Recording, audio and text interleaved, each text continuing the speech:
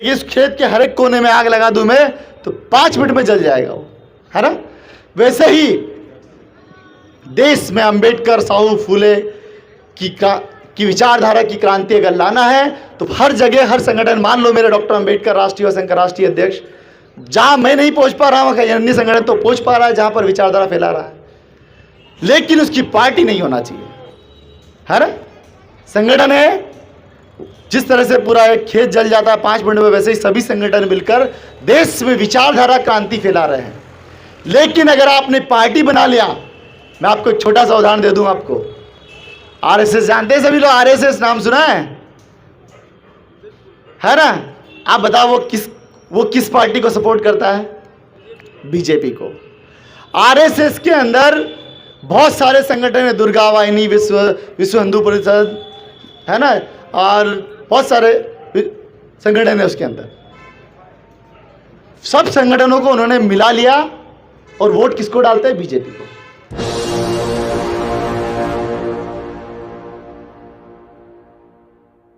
पैदा ना होते ये मसीहा, पैदा ना होते ये मसीहा तो खुशियों के सिलसिले ना होते। बेरंग होती ये जमी और आसमां का रंग नीला ना होता। यह देश तो कब का कंगाल हो जाता मेरे यारों, अगर इस देश को बाबा साहब अंबेडकर और महापुरुषों जैसे हीरे ना मिले होते। सर्वप्रथम एशिया के ज्योतिपुंज तथागत गौतम बुद्ध, अंधों को आंख, गूंगों को जबान, बहरों को कान और इस भारत देश को संविधान देने वाले बोधिसत्व, करोड़ों करोड़ों बहुजन समाज के मसीहा, सिंबल ऑफ नॉलेज डॉक्टर बाबा साहब अंबेडकर को सत नमन। शिक्षा के अग्रदूत महात्मा ज्योतिबा फूले, शिक्षा की देवी सावित्रीबाई फूले, आरक्षण के जनक छत्रपति साहू जी महाराज, संत रविदास, संत वाल्मीकि, फिर रामास्वामी नायकर, ऐसे ही बहुजन समाज में जन्मे संतों और महापुरुषों को मेरा सत नमन। साथ ही साथ मैं आपको बता दूं, यहाँ पर 13वां संविधान महासम्मेलन मनाया जा रहा है। सभी लोगों को संविधान दिवस की बहुत बहुत शुभकामनाएं। साथ ही मंच पर मंचासीन, जहाँ तक देखा जाए काफ़ी लोग मंच से जा चुके हैं, कुछ बचे हैं, तो मैं कुछ नाम लेना चाहूँगा।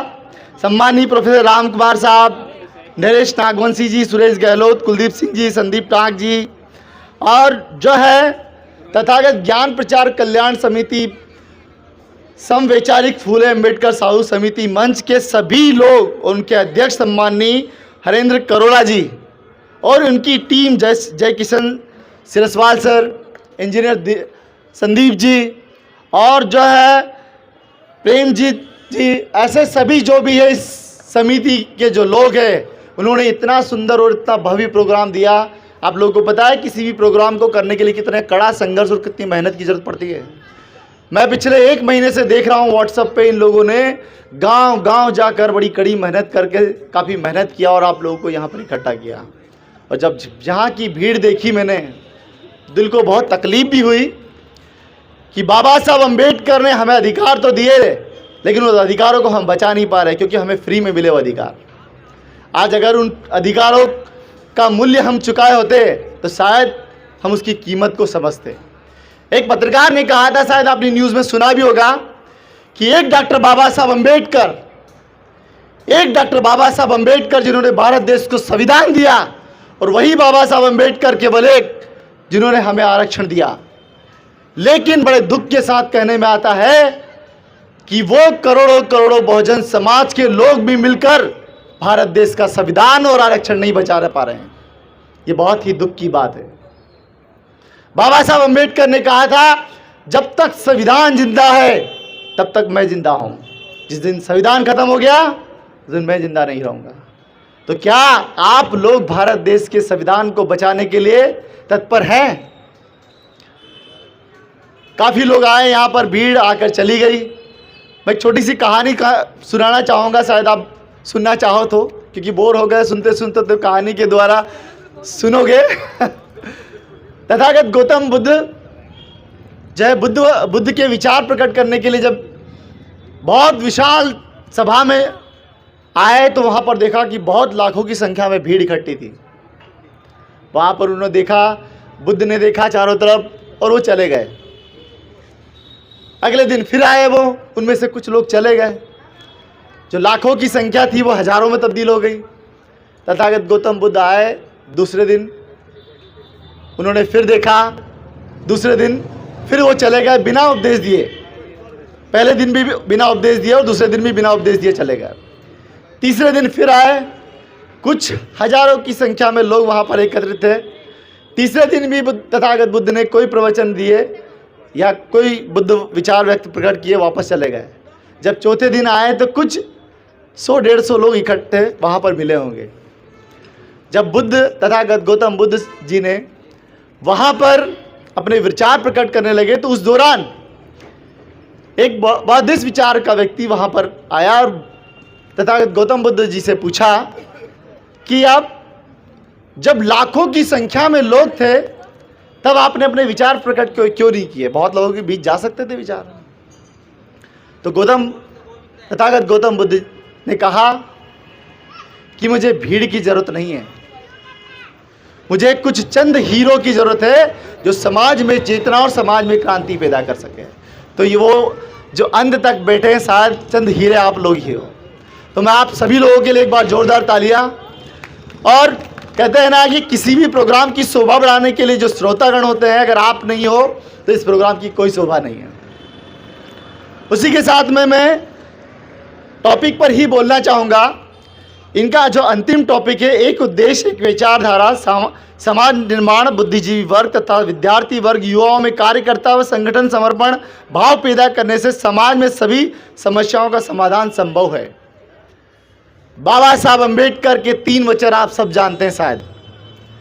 शिक्षित बने, संगठित करे, संघर्ष करे। सुना है? सुना तो सबने होगा, लेकिन अमल बहुत कम लोग करते हैं। पहला, शिक्षित बनिए, जो सबसे बड़ा मूल मंत्र है बाबा साहब। अगर बहुजन समाज को तरक्की करना और बहुजन समाज को आगे बढ़ना है तो वो एक ही मूल मंत्र है, सबसे पहला शिक्षित बनिए। डॉक्टर, इंजीनियर, प्रोफेसर, लाल बत्ती की गाड़ी, बंगला, ऐशोआराम की ज़िंदगी अगर जीना है तो वो एक ही तरीका है, वो शिक्षा। आज डॉक्टर बाबा साहब अम्बेडकर के दिए हुए आरक्षण की वजह से और उनकी शिक्षा के अधिकार दिलाए, उसकी वजह से मैं मध्य प्रदेश के विक्रम यूनिवर्सिटी में प्रोफेसर हूँ। क्योंकि वो बाबा साहब ने जो अधिकार दिया उसकी बदौलत आज मैं यहाँ पर हूँ। बाबा साहब ने कहा था, शिक्षा वो शेरनी का दूध है जो पिएगा दहाड़ेगा। आपने सुना होगा शायद। तो हम लोगों को 2 रोटी अपने बच्चों को कम खिलाओ, लेकिन अपने बच्चों को अच्छी शिक्षा दीजिए, आपकी पीढ़ियां सुधर जाएगी। एक अनपढ़ आदमी को 1000 बार मैं अगर ये समझाऊं कि अच्छा खाइए, अच्छा पहनो, अच्छा ओढ़ो, उसको समझ में नहीं आएगा। लेकिन अगर शिक्षित कर दिया उसको मैंने, तो वो अच्छा खाना, अच्छा पहनना, अच्छे ऐशो आराम की ज़िंदगी जीना और विदेशों में घूमना, ऐशो आराम की ज़िंदगी जीना सीख जाएगा। ये कहाँ से आता है? शिक्षा से। जो उद्देश्य है कि एक समान विचारधारा। मैंने अभी एक नारा बोला था, हम सब एक है। क्या लगता है आपको हम सब एक है? मुझे तो नहीं लगता है कि हम सब एक है। जातिगत रूप से बहुत सारे संगठन बना रखे हैं। वाल्मीकि संगठन बना रखा है, भलाई संगठन बना रखा है, पिछड़ा वर्ग संगठन बना रखा है, तेली संगठन बना रखा है, अहिरवार संगठन बना रखा है। जैसे कि अभी इंजीनियर संदीप जी ने कहा, बहुत अच्छी बात कही कि जाति का कॉलम लिखा हुआ था। मैंने बिल्कुल एक बुढ़िया से पूछा कि बेटा ये जाति का कॉलम क्यों लिख रखा तुमने?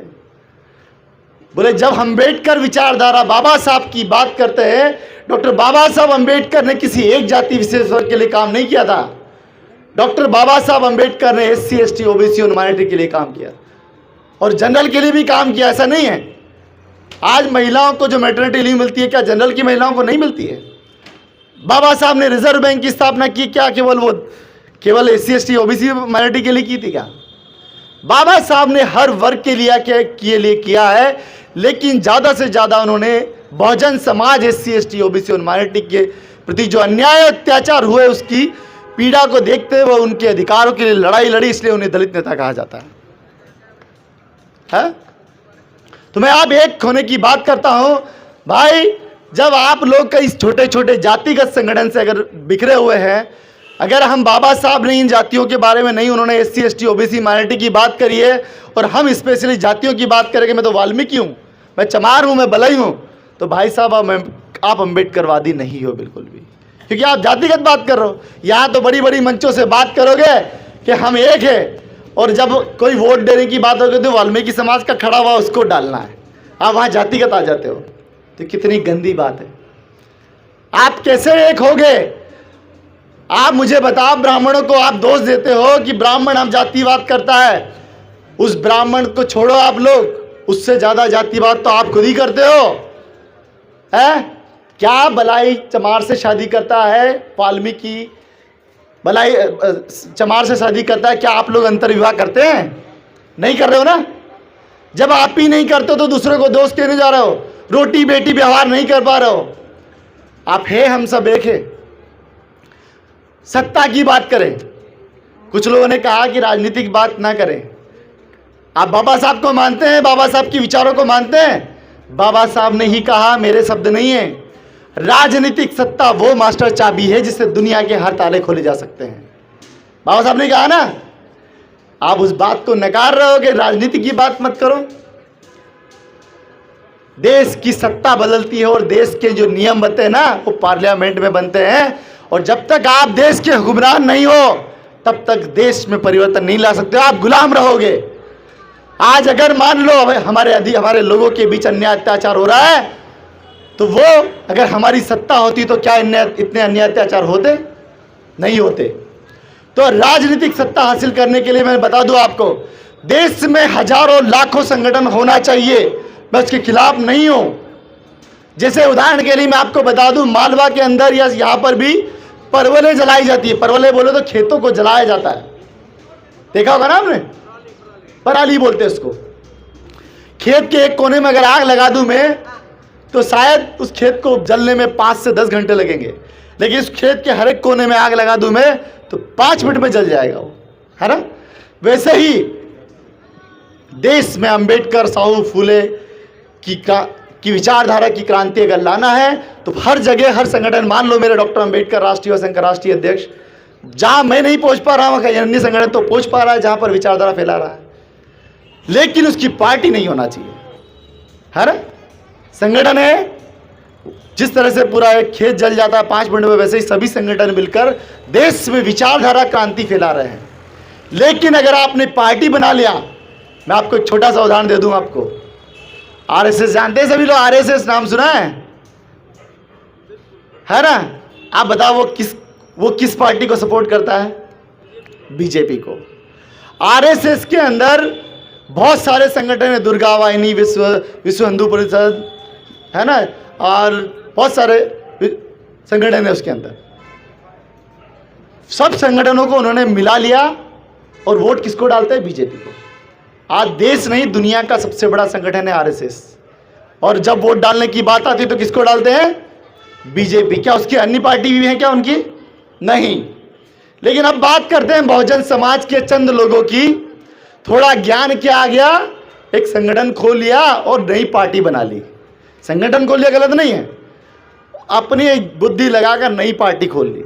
अब मुझे बताओ, देश में ST SC OBC माइनॉरिटी 85% लोग हैं और वो भी कांग्रेस बीजेपी को वोट डालते हैं, और बचे कितने? चंद लोग बचे। और उसमें आप सोचो, उसमें भी बहुत सारे लोगों ने अलग अलग पार्टियां बना ली बहुजन समाज की। तो क्या मुझे बताओ, सत्ता काबिज कर सकते हो? है तो कैसे बताओ मुझे, एक विचारधारा कैसे होगी? हम बड़े दुख के साथ मुझे कहने में आ रहा है कि राजनीतिक सत्ता से हम कोसों दूर हो गए।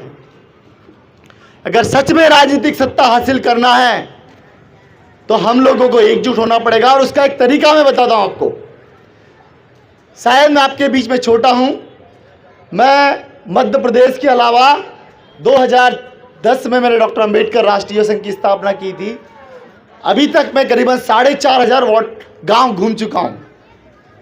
प्रोजेक्ट के माध्यम से मैं काफ़ी गांव-गांव में जाकर जो है शिक्षा का महत्व, समाज में फैली कुप्रथा है जैसे मान प्रथा, मृत्यु भोज, छोटी उम्र में शादी कर देना, ऐसी बहुत सारी गंदी प्रथाएं जो उनके खिलाफ आवाज़ उठाना, युवाओं को एकजुट कर समाज में हो रहे अन्याय अत्याचार के खिलाफ आवाज़ उठाना, महिला सशक्तिकरण, इन चीज़ों पे हम काम करते हैं।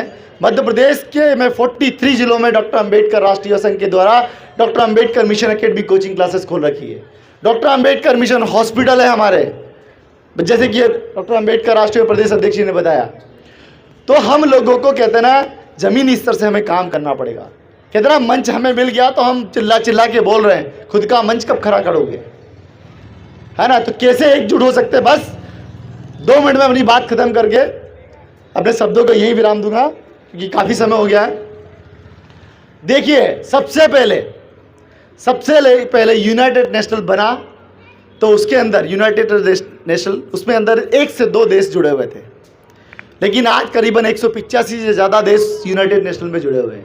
ठीक है, वैसे ही क्यों जुड़े हुए हैं? क्योंकि यूनाइटेड नेशनल देश के अंदर सबसे पहले जब जुड़े थे 20-25 देश, तो उनकी जब 20-25 देशों की ताकत देखी तो अन्य लोग भी देश भी जुड़े कि यार ये ताकत बहुत बड़ी है, इसके साथ हमें जुड़ना चाहिए। वैसे ही बहुजन समाज की बात करूं तो बहुजन समाज में 100% सभी संगठनों और सभी पार्टियों को एक नहीं कर सकते हो आप।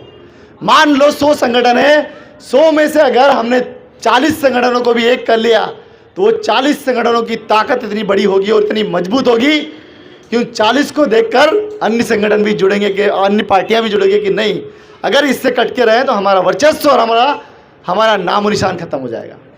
तो ये तरीका है कि बहुजन समाज 100% नहीं होता है। आप 100% को एक करने जाओगे कभी जीवन में नहीं कर पाओगे आप। तो मेरा आपसे यही कहना है, ए मेरे बहुजन समाज के लोगों, ए मेरे बुद्धिजीवी लोगों, आप लोग समाज के बीच जाइए और बाबा साहब अम्बेडकर, फूले साहू की विचारधारा को उनके बीच रखिए। जो हमें अधिकार दिया है उस अधिकार का हम लोग जो है पुरजोर उपयोग करिए और बाबा साहब उनकी विचारधारा को फैलाइए। मेरे आपको बता दूं, एक छोटा सा पत्थर, ये छोटा सा पत्थर है, मैंने अभी नीचे से उठाया। ये छोटा सा पत्थर है, मैंने नीचे से उठाया, इसकी कोई वैल्यू नहीं थी। अभी नीचे पड़ा हुआ था, ये कई पेड़ के नीचे आया होगा। ये इस छोटे से पत्थर की कोई वैल्यू नहीं थी अगर इसी छोटे से पत्थर को एक बहुत बड़ा शांत तालाब है, बहुत बड़ा शांत तालाब, उस तालाब में बिल्कुल भी हलचल नहीं है और इसी छोटे से पत्थर को एक जोर से मैं अगर फेंकता हूं तो इतने बड़े तालाब को ये छोटा सा पत्थर हिला कर रख देता है। अब देखिए इसकी की वैल्यू, अभी कोई कीमत नहीं थी लेकिन इसी छोटे से पत्थर ने उस पूरे तालाब को हिला डाला। मेरा कहने का आशय यह है, ए मेरे बहुजन समाज के युवा माताएं बहनों, आप हर एक व्यक्ति के अंदर वो प्रतिभा, वो काबिलियत है कि आप पूरे देश में क्रांति ला सकते हो और देश में बाबा साहब अम्बेडकर, फूले साहू की विचारधारा को फैला सकते हो। आपने देखा आरएसएस में प्रचारक का नाम सुना है आप लोगों ने? झोला लेके चलते हैं, जीवन भर शादी नहीं करते हैं और जीवन भर प्रचार में लगे, जो मिलता है, जैसा मिलता है और जहाँ सोने को मिलता है वहाँ जाकर ना जीवन व्यापन करते हैं। तब जाकर देश और दुनिया का सबसे बड़ा संगठन बना है। क्या आप देश में विचार बाबा साहब अम्बेडकर की विचारधारा अगर फैलाना चाहते हो और देश में अम्बेडकर फैलाना चाहते हो तो उसी समर्पण भावना से आपको त्याग और बलिदान से काम करना पड़ेगा, तब जाकर आप हमारे महापुरुषों की विचारधारा फैला सकते हो। बहुत बोलने के लिए बहुत कुछ है, इसी के साथ मैं अपने शब्दों को यहीं विराम दूंगा। जय भीम, जय भारत, जय संविधान।